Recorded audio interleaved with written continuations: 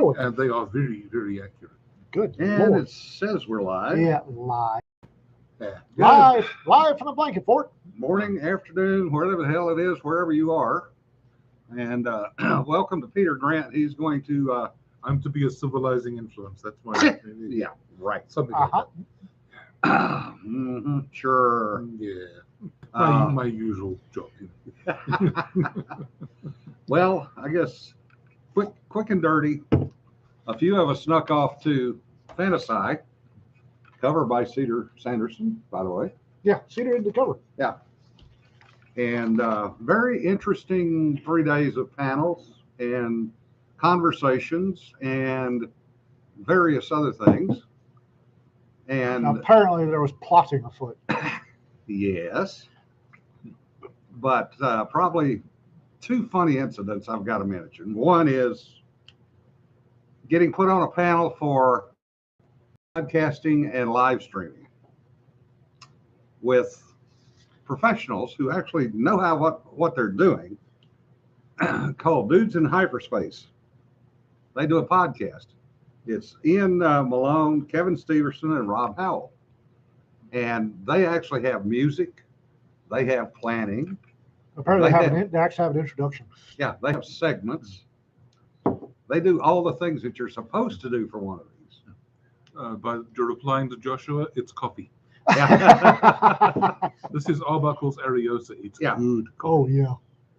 Yeah, the weather's weird here today. It's 40 knots across the flight deck wind wise and a front moving in. So all of us are hurting today. Yeah. The titanium straps holding my back together are telling me I'm an idiot. Yeah. And they actually do real topics. And they also reply to comments in the podcast, the following podcast. So, yeah. Apparently they're interested in how we do it. Yeah, I think for the laugh factor, if nothing else. But there was a lady on the panel with us, Nicole Kurtz, who, as it turns out, is a horror author and has won a number of awards and various packages to continue to write. And she leaned over to me at one point and went, "You are just not right in the head." No. Well, we'd all figured that out years ago. But Yeah. I think all of us qualify under the same criteria. And every time I said something, she snickered. Oh, hush. Peanut Gallery said, we like her. And I was talking to her afterwards. Turned out she is a former English professor and taught high school and some other things. I'm having flashbacks. Yeah. Well, it's no wonder she writes horror. I mean, the Oxford comma, the apostrophe. And I might have asked her, I said, do any of your former students feature in any of your books? And she kind of looked at me and went, no comment. Yes. And the other one was a panel that I was supposedly the moderator that did not go well. It was supposed to be introverts and networking. Yeah, that's So it went that way. Oh, Yeah. it went so far in left field, it was not even funny. It was myself, John Osborne were the two men on the panel, females, whose name will not be put out to protect the guilty. In this case, truly guilty. So we are talking about introverts and how you network and how to use Alcohol. Huh? Lots and lots of alcohol. social media, alcohol, other things. And two of the women go from extreme introvert to extrovert. They flipped the switch. They flipped the switch. Yeah. And we ended up with reverse harem fiction as a subject. Reverse. I don't know if it's safe to ask what a reverse harem is. Just don't. Don't. Don't. But the women in the audience were going back and forth with them. Well, And yes. John and I kind of leaned back, looked at each other and went, eh? Totally lost control of that one. But I have to say the most fun was Jonna and Ben Yallow sitting down in the lounge talking about the history of fandom and various parties and various authors. Yes. And I'm, Short stories. yeah, and short stories. And something about somebody in drag. And I'm doing like this, going back and forth, trying to get my good ear what's going on. Hey, listen, I've heard John talk about being in the same hot tub with Paul Anderson. Yeah. Not Paul Anderson, David Hartwell. It was Paul Anderson, I remember. You weren't there. She definitely remembers, so I'm trusting her. Yeah. Yeah. Oh, it was Steve Pet Songs at 3 in the morning with David Hartwell. 3 of the morning songs, okay? Yes, well. John's point is correct. It is the reverse harem. One woman, many men, and the men are pets, basically. I think I could possibly go for that. If you want to get Mona Lisa spun up, mention reverse harem. Oh God, yes. Yeah. But we had a pretty good crowd there, and it was a lot of fun. It was the first real con back basically for most of the people this year, and there was plotting and screaming Mhm. and planning done. I can talk. Yeah. Apparently, the Saturday dinner is going to involve scraping me off the ceiling because they made plans and they won't tell me until Saturday.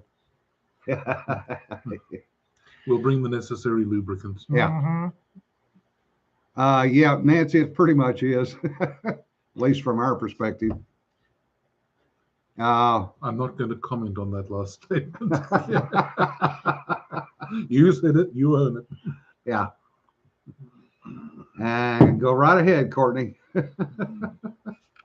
I've off topic. I posted something on Facebook yesterday, and I mentioned the great game, capital G, capital G, Mhm. and I got some questions back channel. What's the great game? Oh, yeah. Oh, that is a fascinating piece of history. Classically, the great game was diplomatic espionage and political intrigue between the British Empire and the Russian Empire, involving basically Afghanistan back in the 1800s up until maybe about 1907. And actually spreading into Tibet, Nepal, Oh, and yes. Upper India as well. Oh, yes. The British had India, which was what we refer to as India, Pakistan these days, was all India, and Persia, Iran. And the Russians were moving that way. And apparently the Brits wanted a buffer and the Russians didn't. So there was a great deal, basically a Cold War between the Russian Empire and the British Empire, lasting until classically about when the Russian-Anglo Treaty of 1907 was signed, which established a northern border for Afghanistan. Yep. And a lot of classic folks think that the Great Game ended there. As far as I'm concerned, Great Game is large nations using espionage, politics, diplomacy, and proxy wars in vying with each other. Look, the great game is going on right now. Yes. It's never stopped. Yeah. Look at Kazakhstan, Uzbekistan, Turkmenistan. Yeah. That's all where the great game originally was for. And because they're now independent republics, Russia wants them back.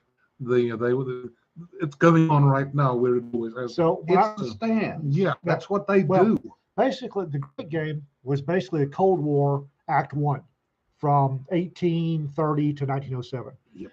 And then Act Two was what we call the Cold War. And I thought the Great Game was done with the breakup of the Soviet Union. I was incorrect. Apparently, we're on Act Three. Yep. And now the Chinese are joining in with the Belt and Road thing Oh, Yeah. yes. because Oh, yes. they are trying very hard it's- to take over Afghanistan. For me, again, the Great Game is not any particular country. It is global country or large countries, empires basically, Mhm. vying against each other using diplomacy, politics, espionage, and proxy wars Yes. instead of actually butting heads on the battlefield. And it was all about really trying to get access to the sea for Russia Yes. and for the states that Russia controlled. It was blocked very successfully by Britain, but the Russians did manage to get hold of most of the Caspian Sea, and they are still having arguments with Iran about the Caspian Sea. Yes. To the point that Iran is trying to build warships on the Caspian Sea coast to patrol its area of influence because the Russians keep moving in on it. And yeah, it's a Cold War that turns hot from time to time. Yeah, and it's basically the Great Game is a Cold War. It's large empires by any other name, and the only defining is they are engaged in political, diplomatic, and espionage, and the occasional proxy war, which is not them fighting; it's people fighting for them. Yeah. To maneuver on the world stage. Yeah, so it's been again. I thought it had collapsed, but Oh, some of the intrigues going on there with the collapse of Afghanistan are legendary already. Yeah, a lot of Afghan special forces and pilots got out to Uzbekistan, Tajikistan, and so on, taking a lot of aircraft and hardware with them. The United Arab training. The United Arab Emirates jumped in with both feet and said, "Well, if you will let them go, we have a need because they're fighting Yemen and they have basically a mercenary army." And they have offered those Afghans some very attractive packages, especially the pilots, because heck, they're getting a retrained air force trained by Americans to fly American aircraft. And For free. Yeah, the UAE is saying, "Great, we'll pay them the going rate and we can use them."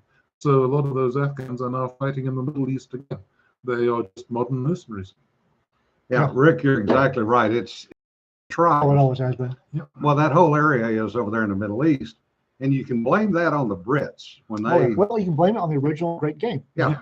When they designed the countries, if you will, over there, they drew the lines north and south rather than east and west to purposely put multiple tribes in the same country so that they would never threaten Britain again.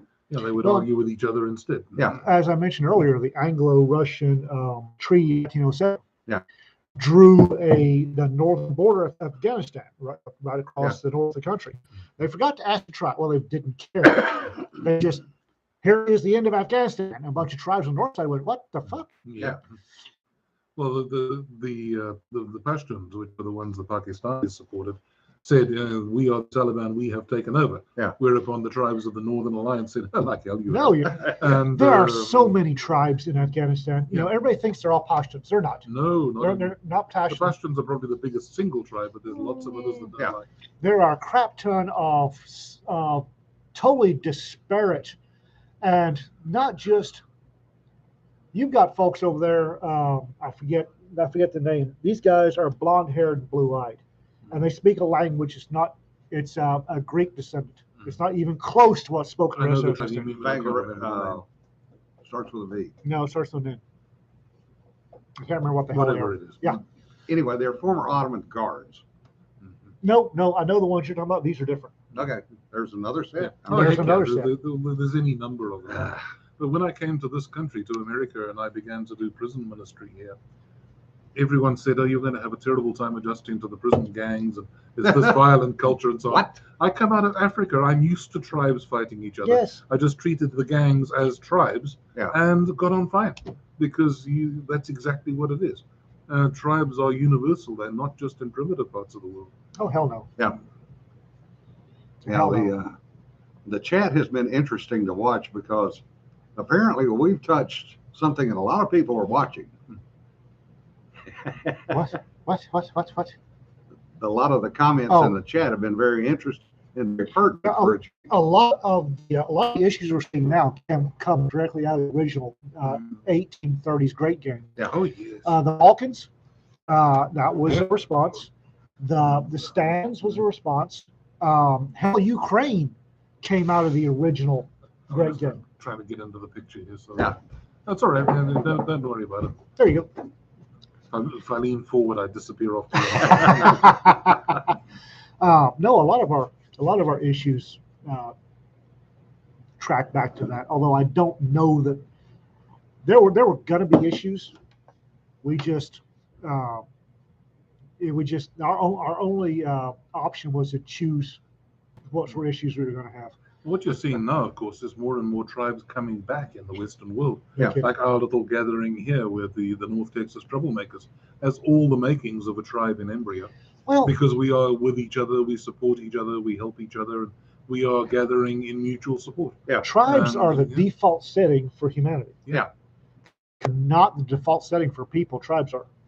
And it Makes me wonder what my tribe title would be. You want I should tell you? Oh, I believe it's. Man trying to tell me what to do. That works so well. I believe and it's. that look would have fried all three of us. I believe it's Latin for spark plug. Instigator. Instigator. I go start wars for y'all. No, I said yeah. Yeah. It's, Jonna just got back, so she is I'm punchy. not up to speed, but Oh, the no. I the walked in- sarcasm is running rampant this No, morning. when I'm this tired, I have even less filter than normal. I walked in. She made cat noises at me. Hi, Jonna. Mer. That's all I've heard since I got home from Henry. So There you are. You've just been given the title of beloved elder instigator. That's remarkable. Juggling is we're trying to make room, and when we bump the table, Yeah. I'm too fat for the camera, so I've got to squeeze in a bit. Unindicted co-conspirator. Well, that too. We're gonna start having guests. We need to. I got to figure out something. Yeah, I got to spend more money, damn it. We got to do something. We got to. We'll take up a collection from the commenters. That'll get us 12 cents. Ooh, you're optimistic. Well, So the whole great game thing hey, Bill. that segues nicely in today's Ukrainian segment, which we'll try to keep short and not boring. Ukraine's getting interesting, really interesting. Yes. Officially, American and British special forces have been training the Ukrainian military since 2014. I have my doubts. Yeah. Texas has been training the border guards and the state police since 2016. Yeah. It's showing. The Ukrainians are not using Soviet doctrine. The Russians are. Yeah. The Ukrainians using a half-assed American doctrine, and it's working really well. Apparently, an official rule from high command was shoot anybody with gray hair. Yeah. The Russians are down 17 staff officers. 16 or 17 as of this Yeah, morning. colonels and generals. Yeah. It's been interesting to watch. And depending on which media you're watching, and I tend to plug into the European media first. Al Jazeera. Yeah. I love Al Jazeera. Al Jazeera is good. Reuters is surprisingly good. You AP gotta- is You know, AP's Yeah. never. Actually, BBC's not bad. Yeah. You've got to cherry pick, but BBC's not bad. So what I'm finding interesting in Ukraine is the small unit tactics going on. They're sending out hunter-killer teams by the hundreds. Straight is like- American. That's yeah. straight out American doctrine. Half a dozen men, maybe a dozen, which will split into four-man patrols. They've got a couple of javelins. They've got rifles. They'll just hide up, look for a tank or a truck or something, put a javelin up its snout, and disappear back to go and get some more ammunition. Yeah. And they are having a remarkably good effect because the Russians are looking for organized opposition. Find me a battalion, we can attack a battalion. Yeah. But they can't attack little dotted groups of resistors because their own infantry aren't trained to do that. They're trained to work together as a mob, and we can't send 10 tanks up to 2 people on foot and hide in the rocks. Kind And of thing. somewhere there's a shit ton of red coat staff officers from the 1700s go, see. Yeah. It's also interesting that the Ukrainians are now getting some more modern hardware. They've had a lot of the old generation javelins, the slightly shorter range, a couple of thousand yards. They're now beginning to get some of the new generation, which is almost the same range as a TOW, about 4,000 yards. Yeah. They're also getting the British Starstreak, which is a very high-speed Oh. anti-aircraft and/or anti-tank missile. That's something Peter and I were discussing this earlier. Something interesting is the Ukrainians have this American.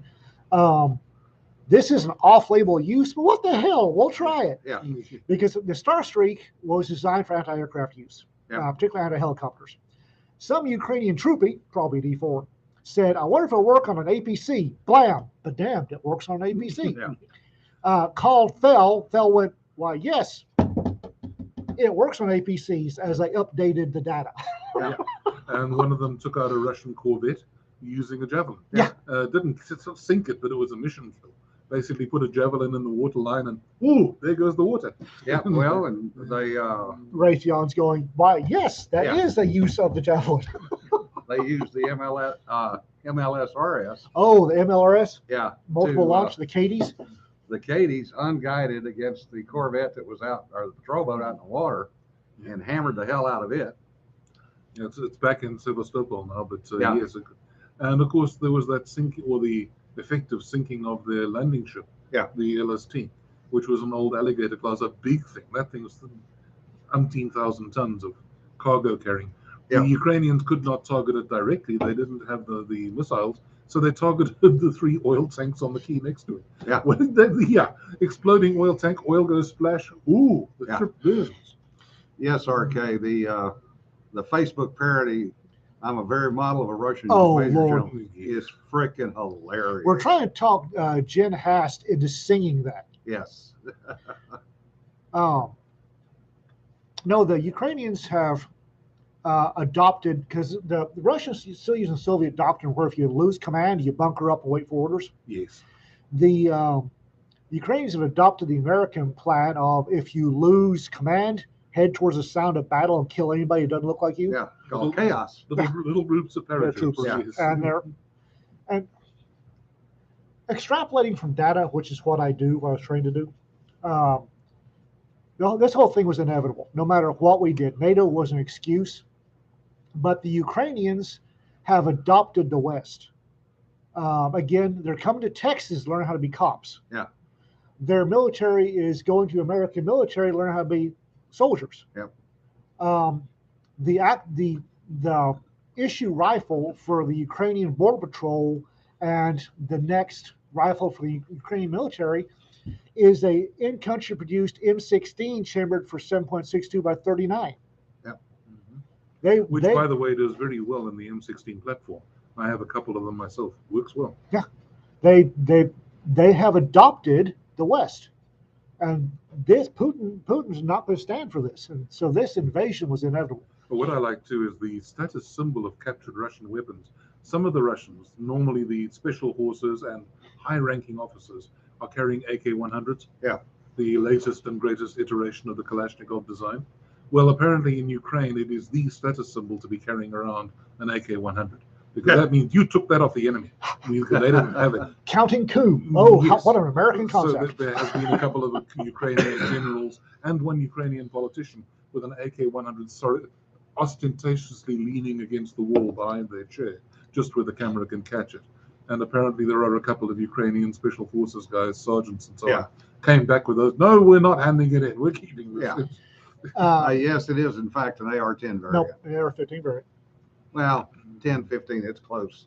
It's a mix of the two. It's the only difference is the magwell. Yeah. On AR-15. The This is AR-15, the standard magwell can handle 7.62 by 39. Yeah, but Yeah. it has to have the Forward assist. not forward assist magazine release is different. It has to be different. I actually have 2 or 3 of them at home. Standard one Yeah. works. If you need a different magazine for it, yes. Yeah. But it works just fine. But it's and the thing is all of the furniture for the AR-15 platform fits. Yeah. Barbie for men. Mm-hmm. Legos. Yeah. Yeah, Legos, tactical Lego. Barbie. Yeah. Same red dot sight, same grenade launcher under the Exactly. barrel if you want it. Yeah, it's pretty nifty little It's thing. they're using standard US 1916 picketing rails and having a blast. Yeah, they are.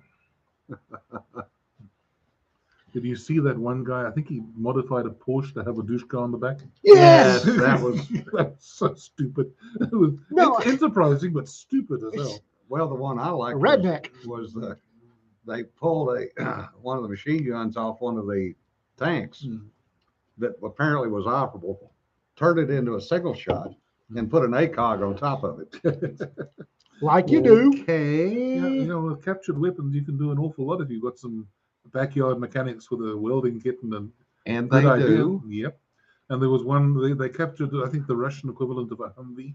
Yeah. And they put an AGS-30, the 30 mil full auto grenade launcher. Yeah. They stuck that on the back and a Dushka on the front.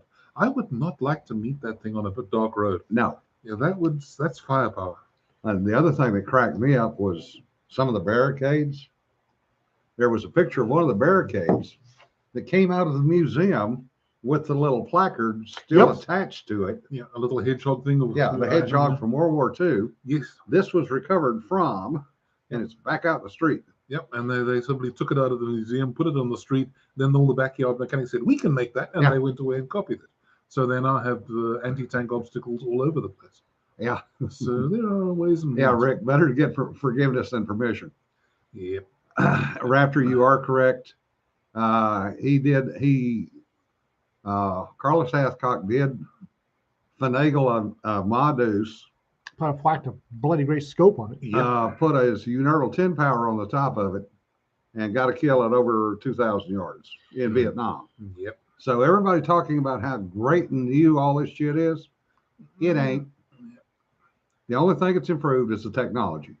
The M4 WAC 47, for those of you who have questions, it's Ukrainian made. It's a direct M4-WAC-47. Okay, It I is was a, wrong. it was a, it's a, oh, Mhm. it is a nice piece of kit. And apparently, the Ukrainians wanted a platform that could be converted to 5.56 Mhm. by unit level armorers. Yep. Well, Yep. that's the beauty of the M4 design. You can just swap uppers, Yep. or just put a new barrel on the one you got and a new bolt. Yep. And away you go. Yeah, Rick, we were doing the same thing, on the air side of the house. Toys tend to get moved around, sometimes to unexpected places. Yeah, and I'll lend you a 7.62 AR. You can play with it. It's nice. RK, all we'd have to do is just have them move the cameras around in Ukraine, and we'd get that reality show. Pimp your technical. No kidding. They're already doing it. Yeah. Yeah, but you see that bunch of, they got given 6 DHL delivery trucks and they put an MRL, Yeah. a multiple rocket launcher in the load bed, just cut Yeah, off the roof and Peel the stuck, top off. Yeah. Yeah, that. and it's driving around the place looking totally innocent in its bright yellow livery and launching off a load of rockets where it's not expected. Yeah, the problem's going to be now the Russians are going to start shooting every delivery vehicle. Yes. Well, it's DHL. I Yeah. mean, if they're going to aim at a Russian and drop the rockets in the street in front of his house. Yeah. Yeah. So- Backyard mechanics are useful in a war. Yeah. So moving on to something else. Yes. Now that we've done the Ukrainian segment, moving on. Writing Mhm. and Oh God, anthologies. Mhm. How many stories are we up to now? Jesus. Courtney, how many stories are we up to now? We got 2 anthologies for sure. Oh Yeah. God. I still have to get you the final version of mine, but That's yeah, all right. it's coming. See, we do have topics. And I told you I was going to do a Malta play on words. And my one is titled The Maltese Falchion. Of course it is. Yes. Of course it is. Someone has to do it. It's a hard life, but Yeah, Raptor, I saw the hippie bus Oh, several times. several times. Yeah. On the anthology for the library, Oh, we God. have a number of stories coming in there. A lot more than we expected. Yes. And from some very prominent authors, which is even more interesting.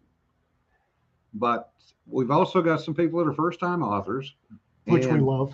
they are writing some damn good stories. And we're getting first time authors in both anthologies, Mhm. which makes me wonder why in the hell do people want to get in our anthology? guilt by association. I don't I know. like his. I guess. This is mind blowing. It's the number of people that have called me and said, "Hey, can I be in your anthology?" Yeah, but why? Yeah. Mm. Why? I Yeah. just- Jonna gave the PTSD, No cedar. or Cedar gave the PTSD novel away to a number of folks at Fantasy. Mm. And talked about it on panels. Oh, Yeah. good. And she did. Oh, good. And I Bless her mentioned it heart. on a couple of panels too. I'm going to be pimping the hell out of that at Tolcon coming up. Yeah, we've got Tolkien in a few weeks, and there's Yes. well, after that it's it's FoolsCon in 2 weeks. Yeah. then Tolcon 2 weeks after that, Yeah. Oh, then God. LibertyCon in end of June. Oh, June. God. And do we have anything FinCon. else later in the year? FinCon, FinCon, That's when. September. September in Dallas. I probably won't make that one, but I'll see about it. Yeah. Yeah, my writing's been badly derailed the last 4 or 5 weeks because Dot and I got paid money we've been owed for a long time, finally got here. So with inflation doing what it is and what we see coming down the pike at us, we decided we're not putting it in the bank, we're getting the house upgraded as needed. We just had a new aircon in and we're putting in a patio, which Dot badly wants. Basically, Oh, we put in a patio? yes, Yeah. Oh, sweet. so we can sit around the little fire and bat the breeze and do all the usual things. And that's getting it all done with the workmen and the Oh, yeah. tractors. The banging around. Yeah, that's been keeping me pretty darn busy. On the other hand, it's getting it done. Sarah, you're in the anthology because you wrote a damn good story. Yeah. Period. And you paid him enough of a bribe. Hey, not talking about that. Gin, bourbon, I'm good either way. No, which Oh, side? Speaking of bourbon. When it comes to bourbon, I've got a story there too. Oh, God. Oh, speaking of bourbon, well, Tom. Yes, Rognaby? that's about that. Yes. Yeah. All right, go ahead, Peter. You Well, tell it. Tom Rognaby on his blog, Daddy Bear's Den, had a long story and a complaint that his wife could not get her favorite bourbon. Wild Turkey something. Wild Turkey Special Reserve or something. Yeah. It's the top of the line sort of single malt bourbon, if you like. Anyway, apparently they've got the whiskey, but they haven't got the bottles. They're on Yeah. containers somewhere. So he posted this complaint that she's going to have to wait for it. And Dots looked up local specs. It's our big liquor dealer here, and they had a couple of bottles here in town. So we charged him, and she sent him a picture. Is this it? And he said yes. So we bought him those bottles. We're going to deliver them to him at Fool's All Cost. right. Saves me the trouble of going down there and doing the same thing. Yep. Oh, I'm sure he could do with more bottles, but yeah. I don't think he expected that, but what are friends for? But I don't know. I don't want to see Robin going off, especially around Jonna and the rest of this crowd. Well, what worries me Oh, is the Daddy Bear said to us, thanks guys, what should I bring you as a thank you? And we said, surprise us. And he said, I will. oh, God. Oh, God. Oh, God. That's the kind of thing you shouldn't say to a man like that. This is gonna hurt. Yes. I hate surprises. Surprises in my old line of work were never a good thing. Well, in more in my line of work, they tend to go back Yes. loudly. Or, all of a sudden come with a knife. It's just, Yeah. Well, dun, dun, dun. Sanford, we are. We do need your story. I don't want to hear it. Yeah. Hit send. Yeah. We are also very open about exactly how much we spend to put the story together. We're very open about how many we sell, and we don't screw the authors out of any money. They don't make much. Yeah. I mean, apart from buying supper for the editor now and again. Koala, send your damn story. That's what I just said. Okay. Yes. Thank you. Nikki Kenyon sent in a story, her first ever fiction. Holy gods, that was a good story. And this tends to illustrate my point that there are a lot of good writers out there now and in history that never got to write. Yeah. Now is the chance to write. Yep. Please. And Dawn, we know where you live. Yeah. Yes, we do. Well, of course, one of the interesting things about the Brandon Sanderson fundraiser, Oh, which God. is way over 30 million by now. I Yeah. Everyone's giggle. looking I at that saying, giggle. well, yeah, okay, that's Brandon Sanderson. He's a world famous author. He can do that. But an awful lot of other people are now saying, hey, we can crowdfund too. Yeah. You might find some of us doing it one of these days because Okay, so it can be Brandon a problem. Hang was on. at 35 million, Hmm. and he took a bunch of the money from that and went and funded every other Kickstarter for new writers. Yeah, Yep. including I mean, how glorious is that? Yeah. Rising tide lifts all boats. Kevin James Anderson. I know, which was Kickstarter. hilarious. Yeah. I can just see the Brandon Sanderson giggling like a schoolboy saying, if I back Kevin Anderson, here's one of his rewards or upscale Yeah. things is he will personally edit your manuscript. So Brandon Sanderson is going to get Kevin Anderson to edit his manuscript. This is going to be rich. But like one of Peter's story, Tyler, one of Peter's stories of what John just said. A rising tide lifts all boats, guys. Yeah. Yeah. And we're getting stories that are damn good. Yeah. And that's what this is all about. Yeah, it's great to get major authors, but it's also great to get folks that have never had anything published. Yeah. I love major authors. I mean, major authors are great. They sell books. The squeeing Nikki Kenyon did when I told her how good her story was and that she was accepted almost melted the internet. That is much more glorious. That, to me, makes it all worthwhile. That oh my God, you actually like my yes. Yeah. And the whole thing is, you don't have to be Larry Correa or Brandon Sanderson. If you've got a story in you, write it, get it out there, and the people who see it will enjoy you and what you've contributed. And I don't think any of us are doing this to get rich, because we aren't. Yeah, that's for damn sure. Yeah, but we enjoy writing. It gives us an outlet for. I'm not sure enjoy is the right word these days. With the beatings will continue. To Well, we got to get your views drunk enough for you to Oh write. God. Yeah. But it is something we enjoy doing, and you guys like the stories. So, in our own small way, we are hopefully making the world a better place. Writing is not a pie. Courtney, the people who only believe fixed pie fallacy will starve while we keep making bigger pies. It's not a pie. Yeah. It's a shepherd's pie. There's a it's mashed a potatoes flying everywhere. smorgasbord. It's a potluck. You keep bringing stuff to the table and feeding everybody, and people bring more and more stuff to the table and feed more. I don't know. Yeah.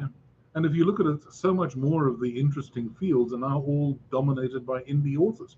Yeah. The big five they've basically given up. They Yeah. are on a steady downhill Pull slope, up, and they're getting Perkins, nowhere. pull up. And more and more independent authors like us are simply putting our work out there. People like it. They pass the word. We sell more.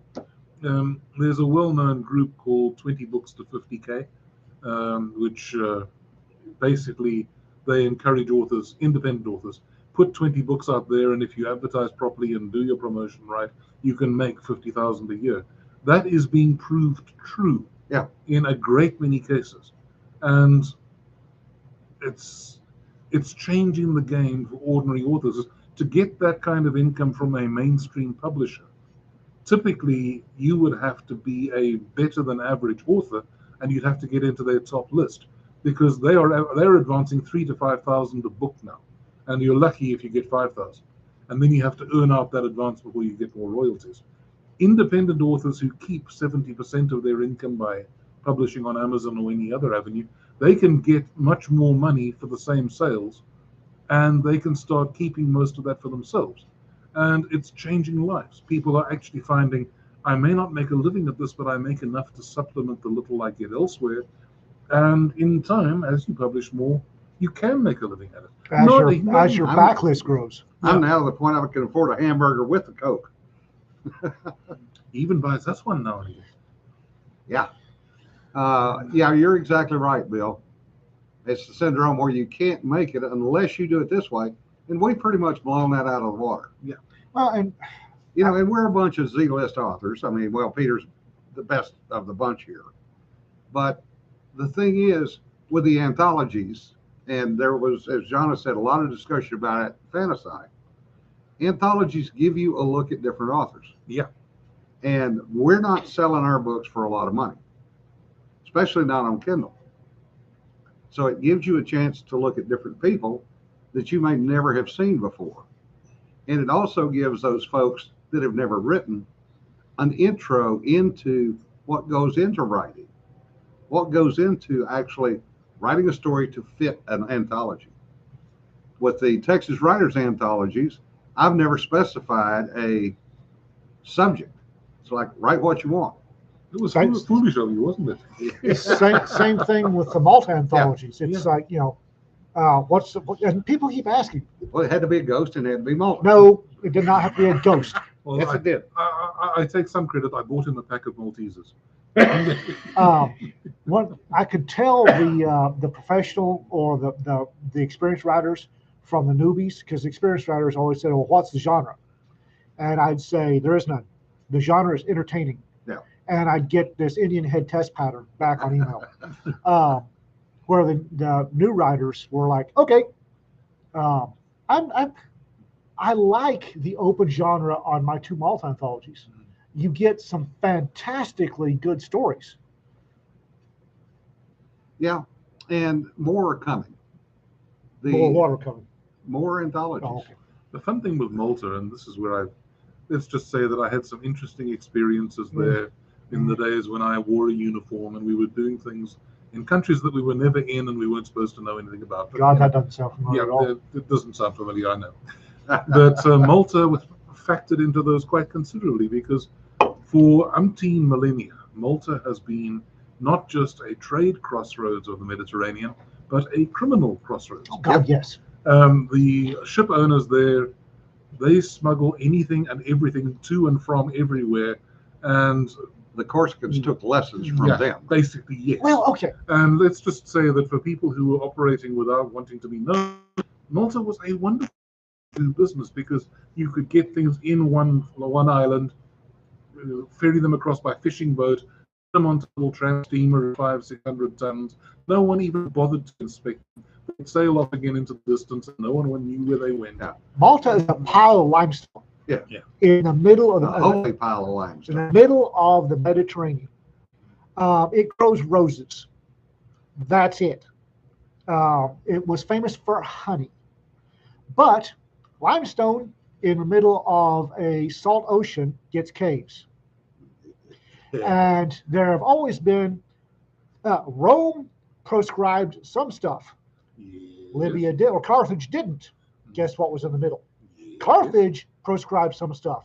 Rome thought that stuff was okay. Guess what was in the middle? And the Phoenicians tried to play both sides against the middle, and guess what happened? Malta has been, the middle part has been an island of nothing but cliffs where you can't land inspectors and caves where you can hide all sorts of sins since people have been people. Yeah, back in World War There's II. one place on Gaza land and one place on Malta, itself to land. Yep. And that's it. In World War II, when the Maltese were under heavy air bombardment, they dug a whole bunch of new caves, and they found a remarkable number of old caves where they were digging into the rock, and suddenly they broke through, and there's this old cave, and what are those amphora doing in the corner? Exactly. You know, that kind of thing. Yep. And all of its ancient history, never dead. But let's just say that I have certain intimacy with parts of Malta that the average tourist doesn't see, and Ian, the same thing from his side. And There's an awful lot going on there that people will find. the cherry fascinating. on the Maltese cupcake, prime cupcake, is I met that cupcake. It was Yeah. really right. is people think Knights of Malta, it's swords and chainmail and okay.